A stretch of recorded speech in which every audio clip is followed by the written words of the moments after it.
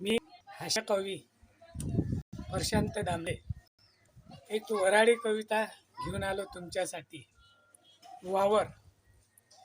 बायकोचं मोडलं सोन्याचं डोरलं आणि मोठ्या हरकी जाणं वावर म्या पेरलं. पेरणं करताना अभाय दिशे भरलं दाट आणि वटी बांधून माया पावला ना जाय थाट. बैला मागं चालो जोर जोऱ्यानं आणि बी बियाणं टाको या धुऱ्याव त्या धुऱ्यानं. पहिला व्याजानं पैसे देऊन त्याला म्या खत बायकोचंही थोडं घेतलं नाही मत. पेरणं करून झाले दिवस राजा आठ आणि पाण्यानं लेखा भलीच दिली चॅट. वारात जाऊन बसो पराठी दिशे हितभर झोप नाही लागे रातभर.